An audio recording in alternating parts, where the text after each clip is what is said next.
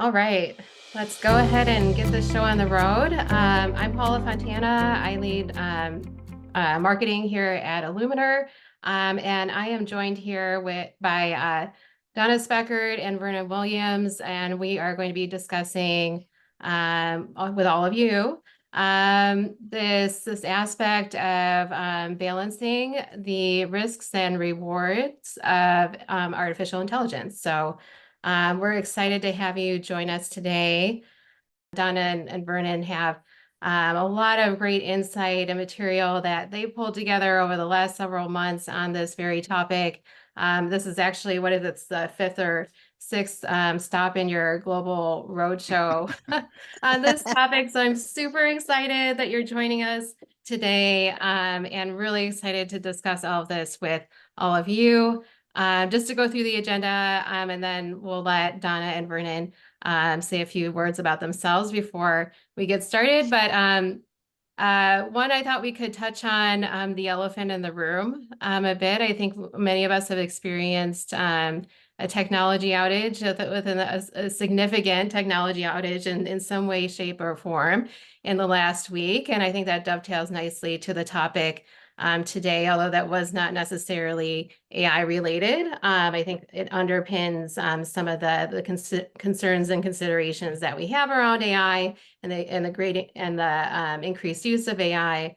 We're going to discuss the benefits and challenges that we're seeing emerge related to artificial intelligence. And Donna and Vernon have a ton of great examples from the field, and I know I've learned a lot over the last several months from the research that they've curated. There's just so much out there.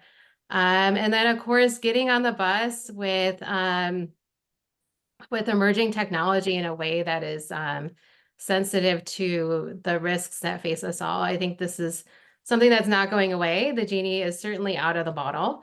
But how can we leverage technology responsibly and effectively, not only as organizations, but as individuals on this career journey? So, and then we're going to wrap things up. But so that's an overview of our agenda. Donna and Vernon, you want to take a few minutes to introduce yourselves? Sure. I'll go first. So I'm Donna Speckhard. I'm a senior risk advisor with Fannie Mae. My life started way back when probably AI was created. No, I'm just kidding. Back when I worked with human trafficking and counter drug, which, makes me the perfect person to talk about artificial intelligence. But no, really, as a resilience professional, it actually does, because we sort of have to have that all things to all people mentality in our roles, whether we're on the risk side, or whether we're in crisis management mode, or we're in business continuity. Whatever industry we represent, we always have to sort of have that seasoned professional view of having our hands in a lot of different pots, and artificial intelligence is no different. So I don't come from a technical background. I know that Vernon's a little bit more of a tech nerd than I am. I do like sci-fi, but I don't get behind the scenes of Python and create my own prompts and things like that.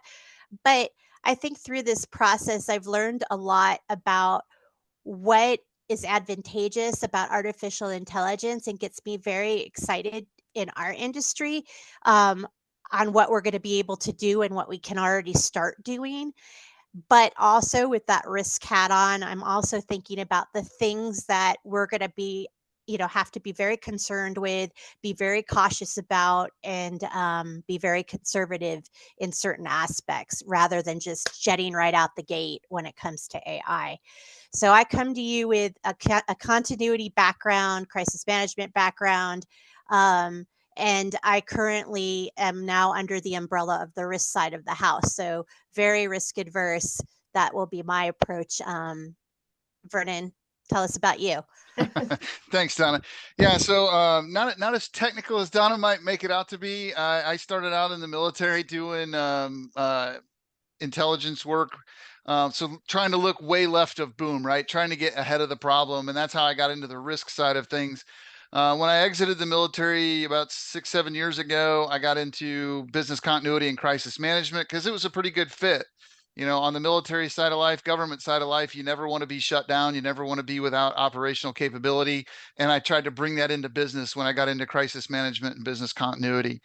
So that's kind of where I started out in that. My technical side of things, came because of the fact that at the end of the day, you can't just leave things off to the tech guy to figure it out, or because to them making the network, making the little light blink is oftentimes good enough. And as an operator, that's not okay, right? You got to make sure that you get beyond just the blinking light to say that the network's up. It needs to actually operate and function and do what you need it to do. So that was, that's where I started getting into the technical side of things. So I'm not a technician. I can speak tech to some people. The tech nerd in my house is my daughter. At 16 years old, she's a certified Python coder. So she's run circles around me in the tech side of things, but at least, at the end of the day, we have conversations about like, okay, you can code, but what can you make it do? And how does that work for me? And I think that's really where the AI conversation gets going, is the fact that, how do we use AI to our advantage to make sure that we don't get left behind in that process? And that's, where we'll get to number 4 a little bit, probably in the conversation of getting on the bus. But that's the perspective I come at it with. Right now I'm independent from a corporate umbrella, doing some consulting in the risk and decision making space. And I think this is a great conversation to have, and it seems to be a hot topic with the executives I've been able to conversationalize it with. Well, thank you both for Dave and that background. We're going to kick off here with a quick poll. I know this is more binary than most of us would like, but this was all Vernon's idea. And I think it's relevant, right? Because I think particularly off the back of, so the question is AI inherently good or bad? And I think this is a complex question. We intentionally left it very black and white. But while all of you are answering that, I think it's relevant in the context of even technology more broadly, right? In that I think it's very obvious, particularly out the back of last week, right, that we all experienced. I found out about the global technology outage, the CrowdStrike issue when I was 33,000 feet over the Pacific, getting set to land in San Francisco. And the pilot came over the intercom and said, "Look, folks, we don't know what we're walking into on the ground," which was a bit unsettling. And kind of the next couple of hours as they unfolded, it just became very obvious to me just, and I mean, we all know this, right? Just the level to which technology controls our lives, or the way technology has really sprawled the surface area of not only how we work, but how we live. And in fact, in that moment, as we're walking toward a customs queue that had only one working computer, it dawned on me. I thought of this conversation that we'd be having this week, and it dawned on me, I can't wait until the AI apocalypse happens. Because unfortunately, I think one of the challenges is that there is, the skills that we don't use, like ultimately they erode, right? And I think that's just a reality of what technology brings to the table. And not to say that efficiency is bad, or that the advancements that technology has brought into our lives is inherently a bad thing, which is, I think, what we're saying in this poll. But there are definitely considerations with regard to how do we balance that with our ability to be effective when things go awry. So what are your reflections on this, Donna, Vernon, as you look at these poll results? Yeah, so I think it's interesting, the poll results, and then watching the chat at the same time, right? Because it's like, I'm seeing, obviously it says good, as far as the poll results. So when you make it a binary choice, one or the other, the majority of folks are going with good. But in the chat, it's, well, it depends. And I like the word hot mess. It's a good Southern term that we use.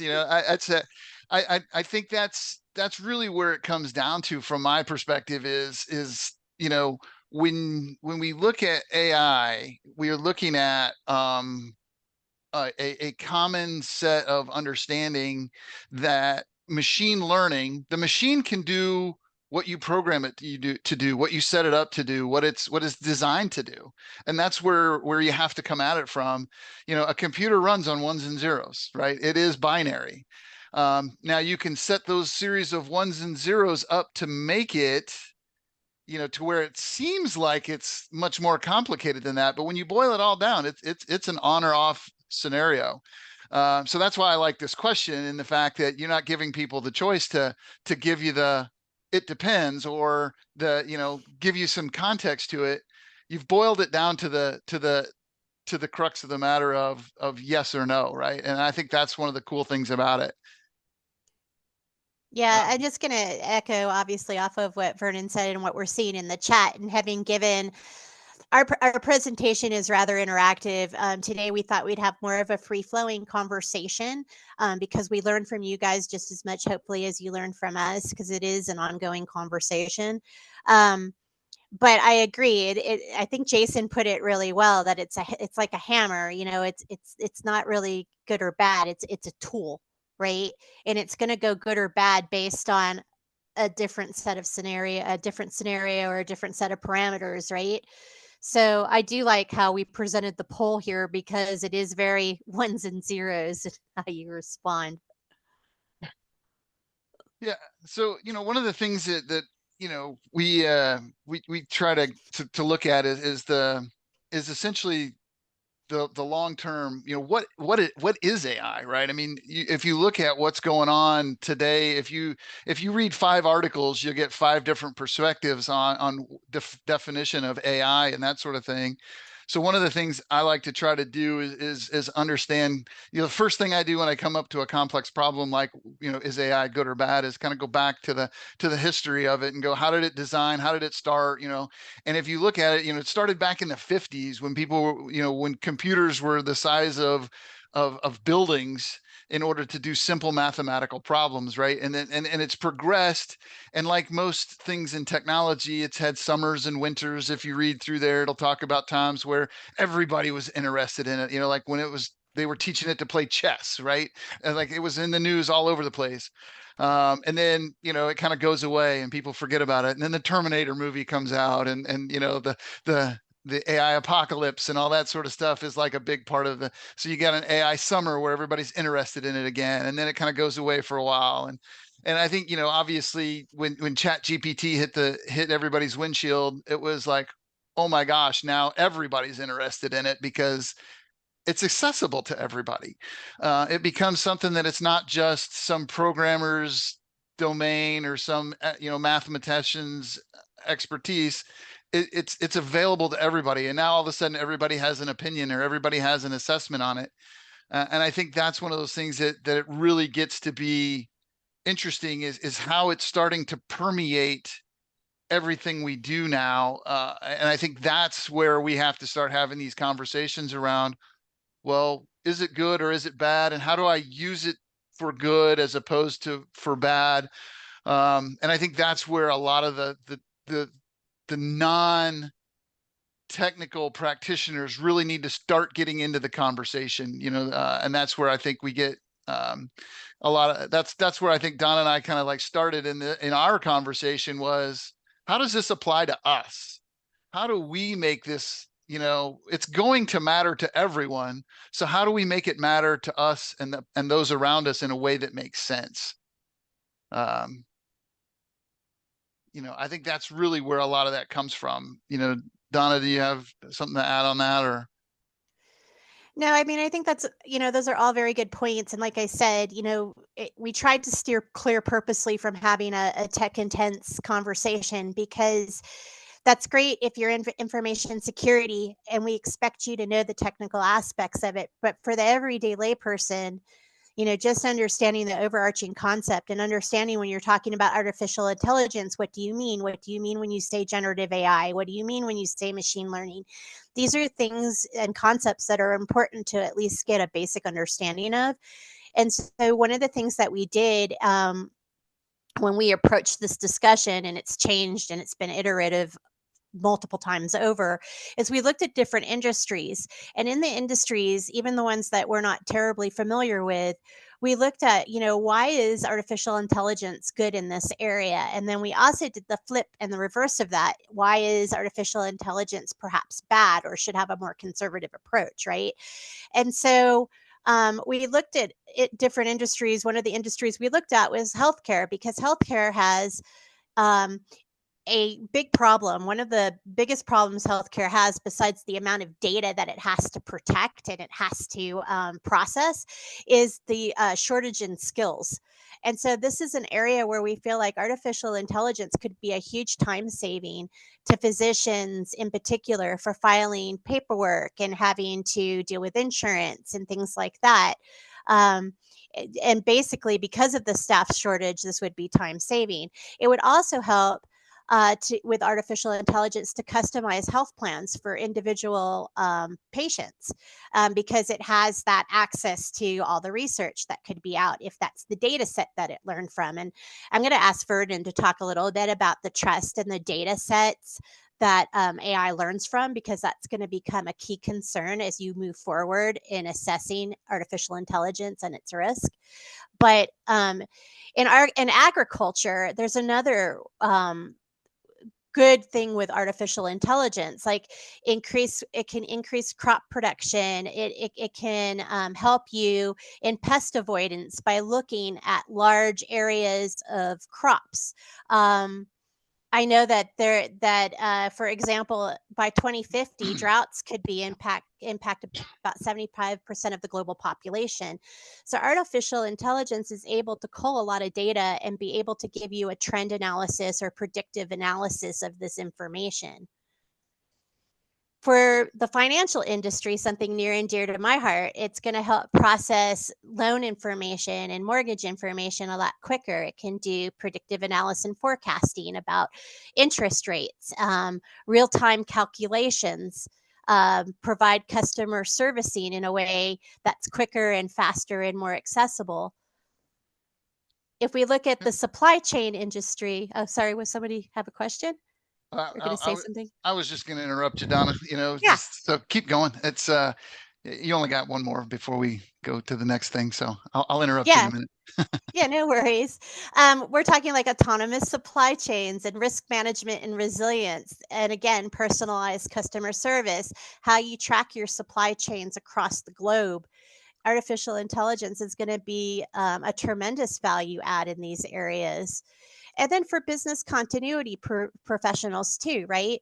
Testing and refining business continuity plans, real-time monitoring and analysis of events and different incidents happening around the globe, enhanced decision-making skills for our leaders, and things like that.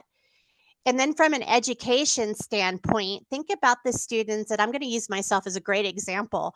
I am math illiterate. I have struggled with math my entire life. I have huge math anxiety. Artificial intelligence is going to be able to take the way that I learn and take the way that I respond to questions and retain knowledge and customize a lesson plan for me to help me understand math better. At least this is my goal, and this is what I hope, right? Is it kind of level sets the playing field for a lot of students in that case with this sort of customized approach that a teacher cannot provide that much attention to individual students to do. Vernon, you were going to say add some additional information, or? Yeah, no, I think what you're hitting on is ideal in the fact that you're talking about the things that are positive, and I saw in the chat a couple of things. That's why I was going to bounce in and talk about bias. Right. One of the things that, all those things happen, and those are all good things, but they're all based on data. And the data that's out there is the data that AI uses to make its decisions. So when you look at it, the idea of bias, when you think about the data that's out there, the data that's been provided is historical. And in historical environments, things like women in the workplace, there's not a lot of data on the capability of women to contribute to the workplace, because in the 50s and 60s, it wasn't really recorded and it wasn't put in that way. So you have to understand that there's a lot of missing data from the 50s and 60s and 70s that it's using to make decisions. So that bias is already built into the machine. It's not built into the algorithm. It's built into the data that the algorithm's going to pull from, and it doesn't recognize that the data is there.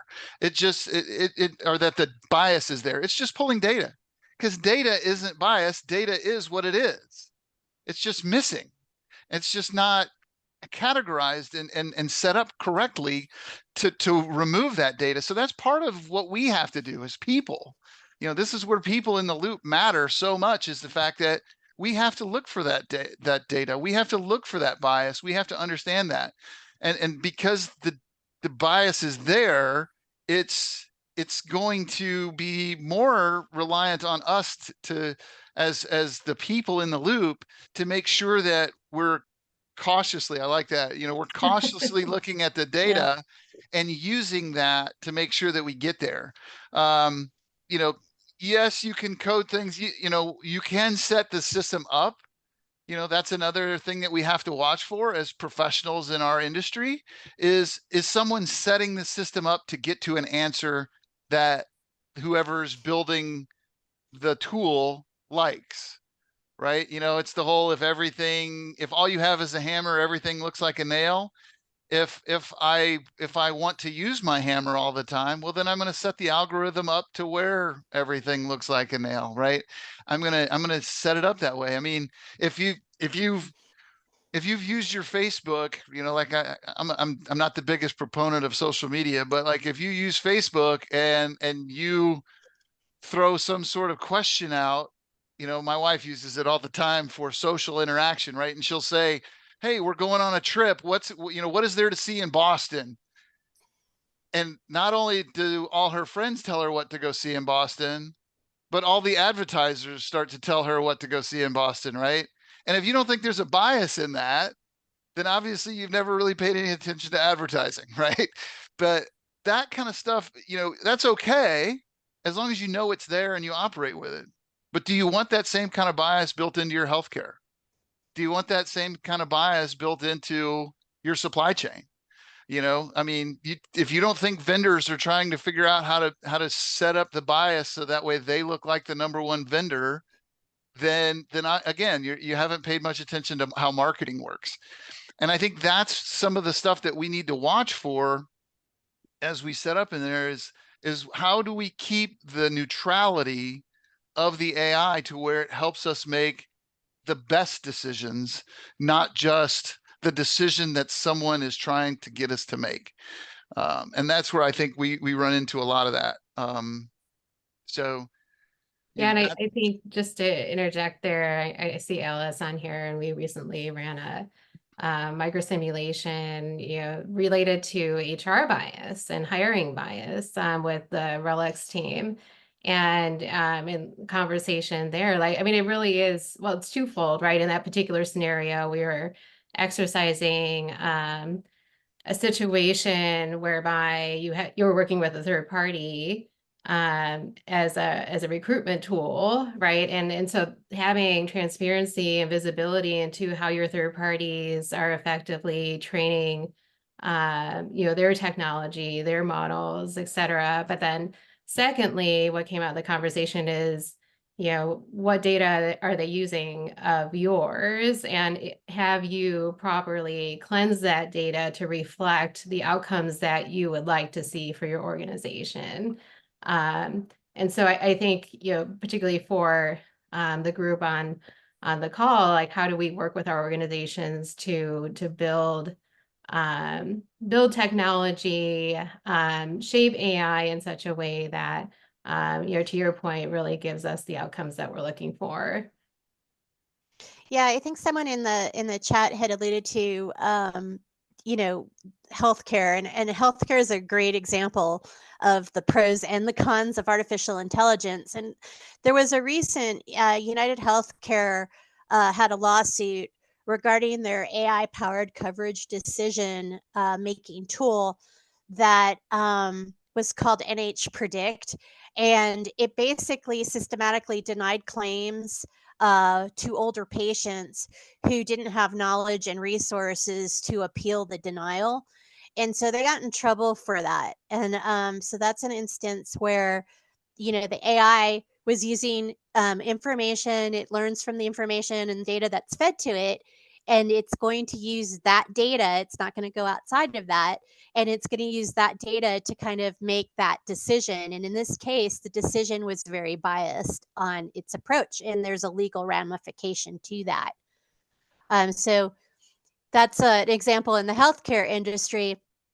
And in agriculture, we talked about artificial intelligence, but understand the majority of farms across the world, I think it's like 84% of the world's farms are done by some of the poorest people in the world, and they're not going to have access to artificial intelligence, to those scanners and sensors for drought prediction and things like that.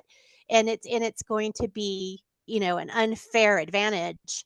In the financial industry, banking often relies on trust and its unique relationship with clients. Clients might not be ready to embrace that culture of artificial intelligence. When it comes to their money, they want to talk to a human, an individual, somebody that they can, trust, whether it's, based in fact or not, but they want that human connection.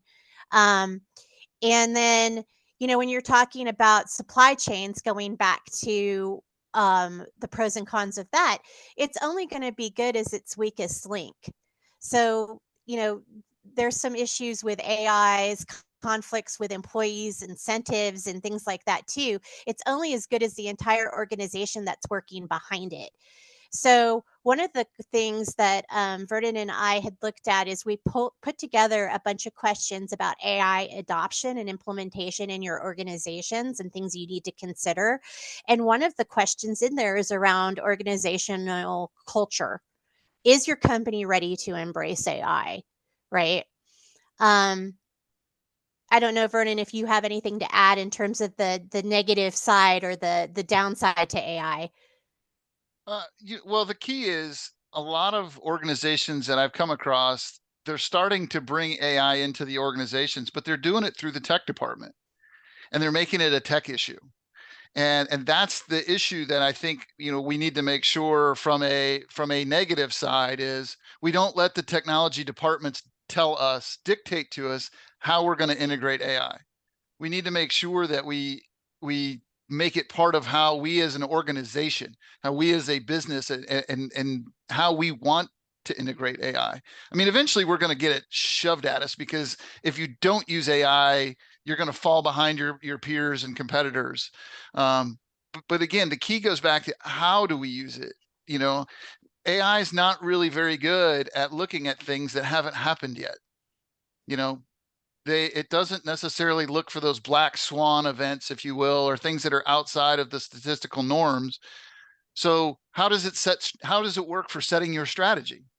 How's it looking at for the vision? How is it looking at those things that, you as subject matter experts want to look at? And that's the thing is, from an organizational standpoint, everyone has to be involved in the conversation or it's not going to be trustworthy and it's not going to be able to be used in a way that enables everyone in the company to get better and faster and smoother in the way that they do business. Yeah, just Yeah, looking that's a at great some of the, point.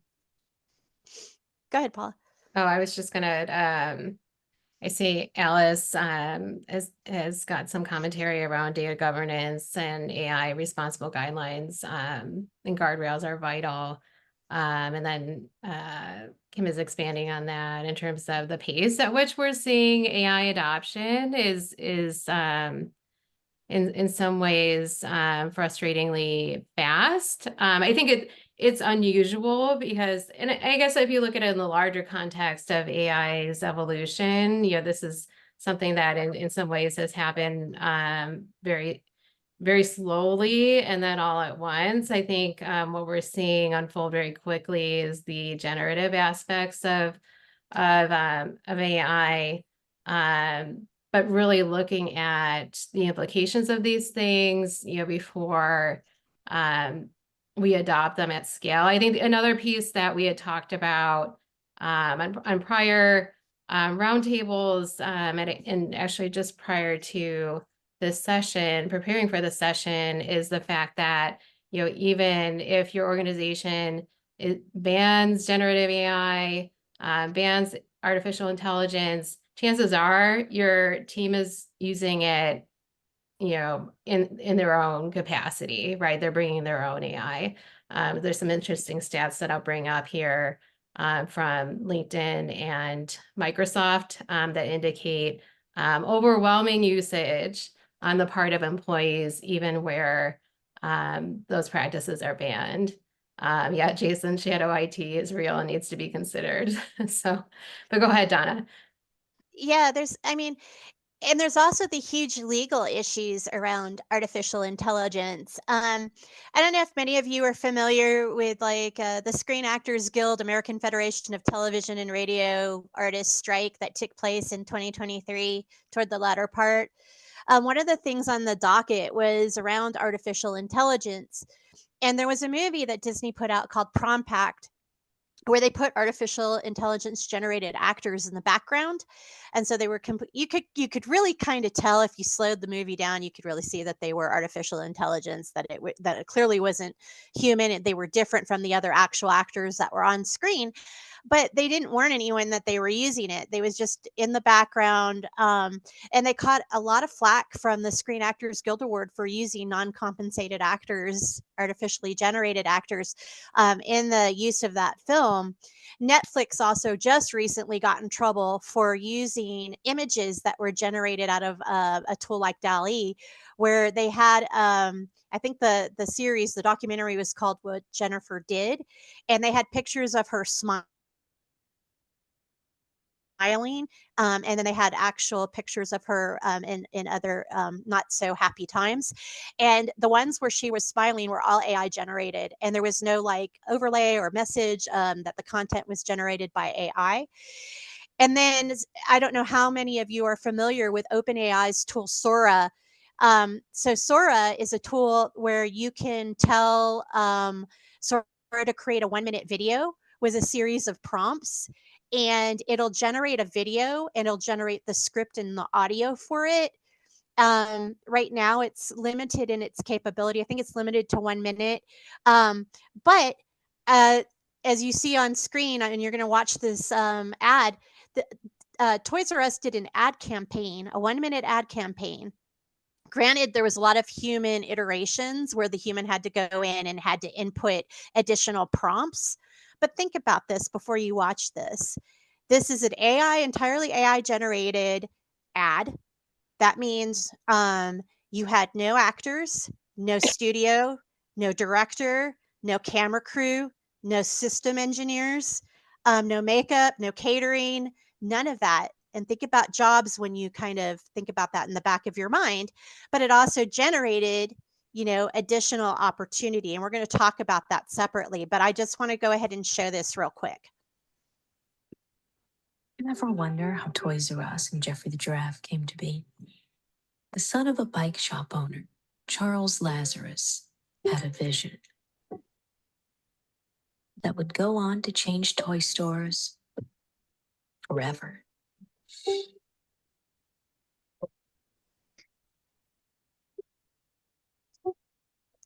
We'll put the link in the chat just because I know everybody streams this at different rates. So you'll want to go back and watch it for sure. Greatest toy store there is, but I wanna grow. 'Cause maybe if I did, I wouldn't be a Toys R Us. Toys R Us was the dream of Charles Lazarus. May all of your dreams come true too.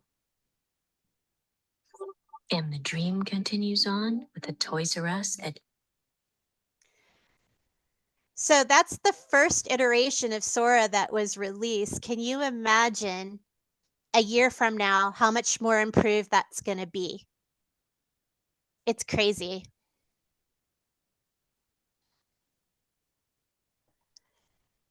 Yeah. So if you think about it, your comment, Jason, about, this is the worst it'll be, quality wise. Absolutely. And now, imagine you are dealing with that from your boss.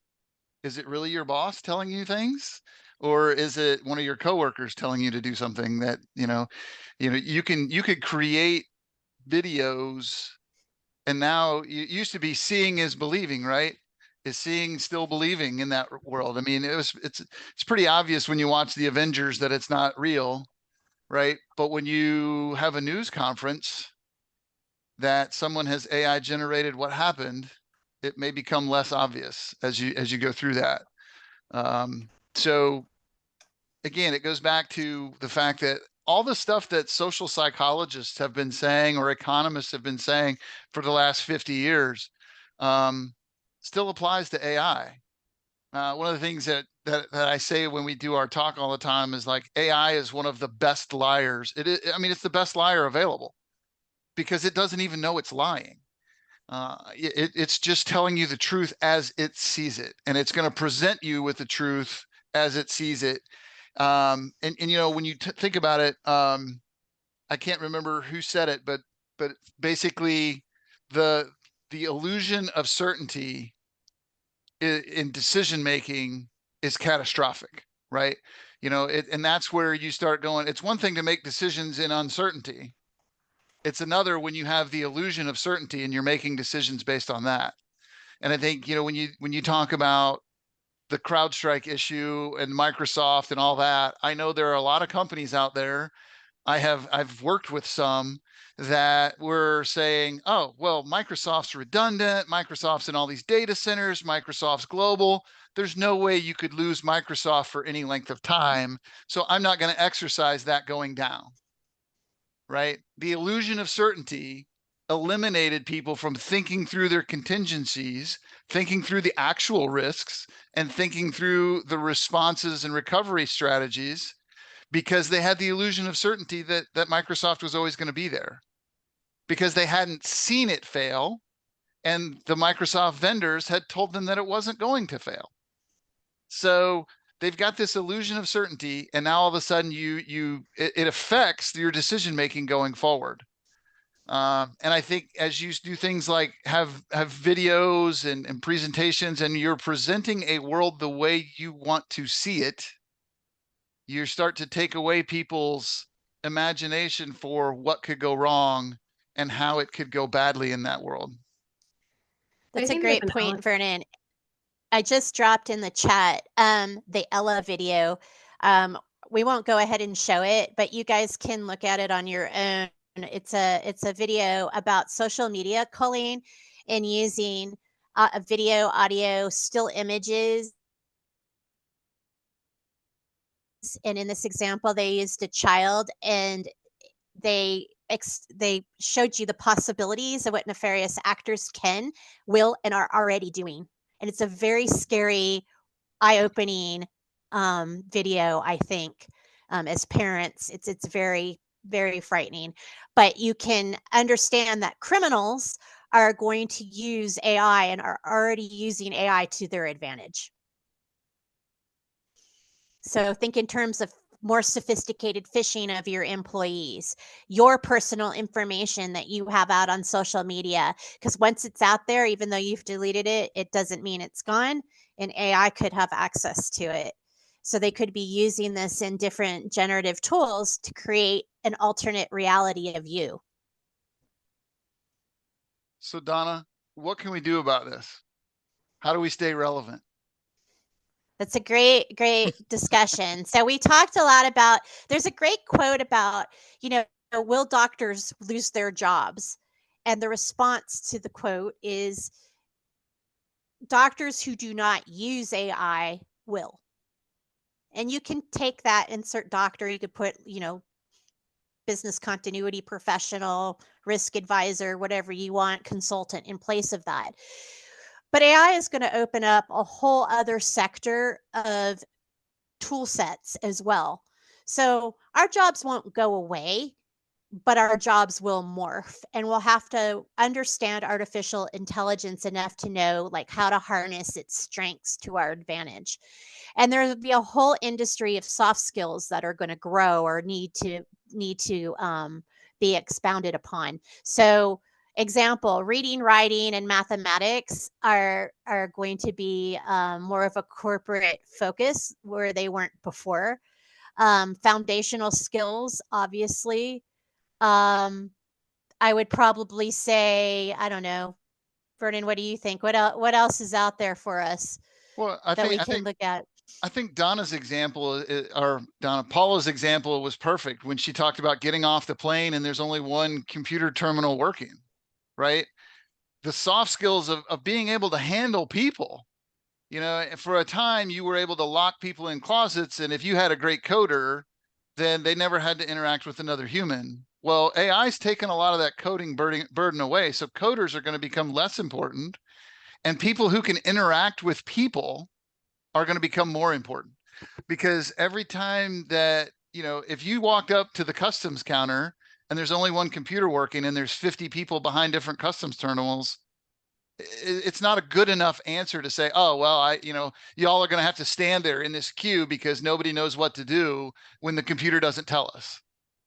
You know, having the ability to think through the problem is going to be huge, and how to deal with people on that side of the equation is going to be huge in the future. It's going to be like taking writing skills to editing skills. So as generative AI takes over the writing process, workers are going to be required to shift their focus more to editing and enhancing AI generated content. So this will mean like a deeper understanding of language nuances, contextual relevance, and brand voice along with culture. Yeah, I think there's an element of skill atrophy here as well. Like when I think back to that customs queue example, there were manual workarounds being put into place, but that didn't mean that you have a queue of, you know, a few hundred people waiting. So yeah, the people skills, I think also ensuring that our population has the knowledge and the wherewithal to revert back to manual steps. And there's a bunch of jokes circulating on social media about how a lot of folks had to revert back to Excel and, you know, and instead of using these technology platforms that were impacted. And so ensuring that, you know, from a continuity perspective, that our workforce has the knowledge and the skills that they need to be able to revert back to more manual ways of doing things. I think really very important. I think the other piece, you know, just reflecting on that particular situation, how it, you know, relates to AI, you know, is the element of ensuring that that we have the visibility into how these things are being used, which I know is something that the regulatory community is increasingly across, in terms of how both you and your third parties, fourth parties, et cetera, are using artificial intelligence to provide these critical services and products to your customers. Yeah, that makes sense. I mean, and when Vernon and I looked at like the type of questions you should ask your organization for AI implementation, and I mentioned that earlier, I want to say one of the working groups that I sit on with third party risk in trying to develop questions to ask your third party, we kind of threw like everything on the wall to see what stuck. And then we're now in the process of kind of categorizing and binning those categories. We had over 100 questions. That's a lot of questions. We're not going to ask our third parties 100 questions, obviously, but it gives you an idea of like how many questions that there are out there. And Paula brought up a slide, kind of the bins that we were sort of putting those questions into. And we can definitely provide those questions. We've, you know, obviously had the help of many in our industry to put these questions together, and it's still a work in progress. And you can reach out to Vernon or myself at that email there if you want a copy of what we have so far. And we're always looking for input to that as well. But it kind of runs the gamut. I mean, it's all from your purpose statement all the way through budgetary considerations and performance monitoring and regulatory adherence. And being in the financial sector, I can tell you that we've already, kicked off our 2024 audits, both internal and through our regulators. And AI is definitely a topic that we are being asked. And so if you haven't already started to think through these questions and think through how you're going to address this internally in your company and your organization, as well as how you're going to hold your third parties in compliance, even though compliance is kind of catching up to the technology, and I don't think it'll actually ever catch up because of how quickly AI is developing. Just know, though, your regulators are going to want to see progress in this area. I don't know, Vernon or Paula, if you've heard of any feedback on the compliance front with this, but I know at least within the financial sector, this is very relevant.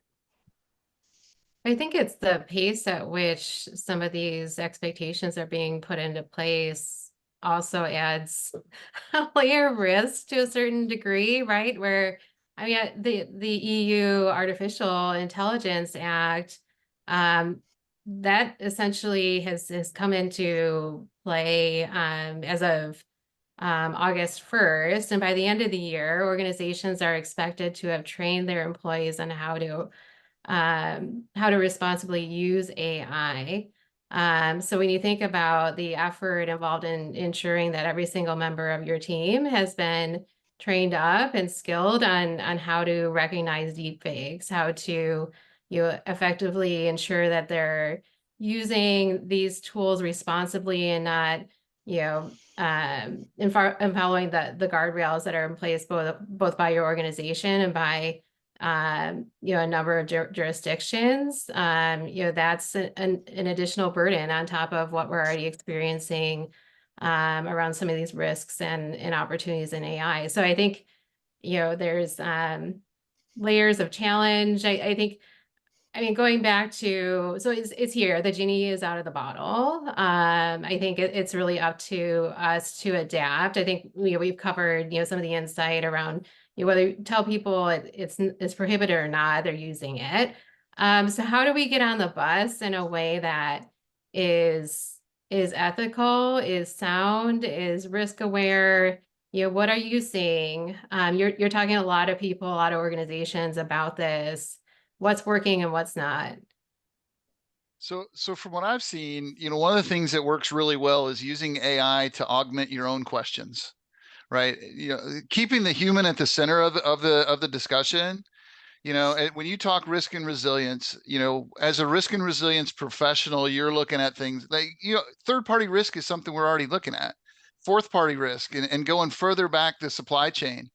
But questioning the status quo from the perspective of the human, and then looking for tools to help you do that, to help you get deeper, to create scenarios, to look, like this incident with CrowdStrike and Microsoft isn't the first time this has happened. In 2010, McAfee sent out an update that bricked a bunch of computers in their antivirus software. And there was a huge issue. The thing is, it wasn't as widespread because computers weren't as integrated to the second and third party risk issues. So, we weren't as dependent on computers in 2010 when McAfee bricked everybody. So it was less impactful. So take those historical scenarios and move them into today's situation, and use AI to help you figure that out, help you build the complexity that makes sense in today's environment. I think that's one of the things that AI can really help with. I think, analyzing the new regulations that are coming out and looking for gaps in your current documentation. Another great place that you can use AI. I can't go, into these companies I step into the idea was of reading every bit of documentation they have on their policies, plans, and procedures. I can't do that, but AI can. And then you can compare and contrast that with what the new regulations are saying. Do we have policies in place? Are we set up to deal with this new regulation? What do we need to change? Those are all questions for humans to answer, but AI can help set those up. I think those are ways that you can really get into that. There's a lot of free training out there, a lot of webinars, like this one, but iluminr's doing a lot of stuff. I think, give the plug to Paula and the fact that they're doing a lot of stuff in the wargaming and decision-making space, because that's where we're going to be able to deal with these problems, because they're going to come at us. They're going to come at us at speed. So the faster we can make decisions, the faster we can recognize the problems, the faster we can, and the more we can iterate on thinking through the problems before they happen, the better off our companies are going to be when we get to those spots. I mean, AI is sophisticated, and it's growing by leaps and bounds, but even AI doesn't recognize when AI is being used all the time. And I think that's kind of interesting. AI can't even catch when something is AI generated. I mean, how many of you have heard the example of the lawyer that actually argued a case and did a case brief citing cases that didn't exist because he did all his research through ChatGPT? That's a great, it's an example everybody uses, but I think it's a good one, I love right? that one, So, yeah.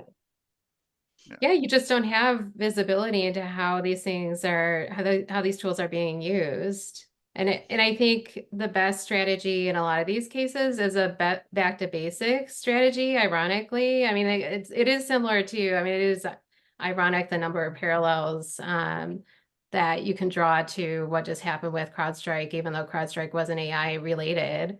I think, like, as you think about that particular issue, it was having the proper response strategies in place, ensuring that your team was trained, ensuring that you had the protocols, and even like in talking with some of the folks on the ground and those responsible for the response efforts, it was ironic that actually some of the most insightful intelligence that they had gotten at the time was through channels like Reddit. At a time where we have at our disposal all these situational intelligence tools, it was sort of back to basics 15 years ago. Where do you connect with other people in your domain to learn more about what's happening on the ground? And I think that's true of artificial intelligence. It speaks to that element of skill atrophy. It speaks to that element of ensuring that our teams are prepared to respond to novel sorts of situations with some sort of muscle memory and without that chilling effect that tends to happen when we're kind of in that moment of emotional contagion, right? And if you've experienced these things before, you've practiced these things with your team, you're much more prepared to be able to adapt sort of in the moment and really take in the context that you're being fed to make the appropriate decision come game day. So I know we're just about out of time. I feel like these things, we never have enough time, but if they're just on a closing note, if there was anything that you would love this group to take away from this conversation and what you've learned over the last months, years about AI, what would that be? I'll just add really quickly, one of the things that we learned in kind of an aha moment, which I think light bulb moments are always great, is that when we're walking through actual use cases and case studies of like actual AI, things that impacted positive and negative changes within a company, I find, and I don't mean to plug iluminr on purpose, but I'm going to, we find that using micro simulations have created such great aha moments and have really resonated with our stakeholders, whoever we're presenting to, that they hadn't thought through. For example, running a deepfake scenario of your CEO, or somebody with high visibility within your company. If you actually work through the scenario, you can see like where you have gaps in your crisis plan. I have found some great discussions just coming out of that. Vernon, how about you? Yeah, I agree with everything you said. And I will say that one thing I would add is, for every positive, look for the negative. That was one of the things that I thought was kind of interesting as we went through all our stuff, is we find all these positive things, but if you peel that back, you're going to probably find some negative. It's the whole physics, right? Every action has an equal and opposite reaction. And I think in the AI world, that's going to continue to be that way as well. So for every problem you solve with AI, you probably created another one. So figure out where that is so you can either avoid it, transfer it, accept it, mitigate it, limit it, however you want to risk manage that problem that you just created. But if you think all you did was solve a problem, then you're probably missing something. And that's where I think we as professionals in the industry need to keep, scraping away at that and working on that. But, I think the fact that you're stepping through and making decisions and looking for those weak spots, that's huge in how we're going to step forward and make this positive. Well, thank you both. I think those are both very insightful takeaways. I did put a slide up. If you're interested in experiencing your own AI microsimulation, we are doing these for free for organizations that are interested in really putting their team through some of the paces, deep fake. We talked about a scenario around HR tech, some of these new policies and regulations that are coming from different jurisdictions. Would love to work with your team on that. But other than that, we appreciate you joining us today. Donna, Vernon, thank you so much for all of your insights.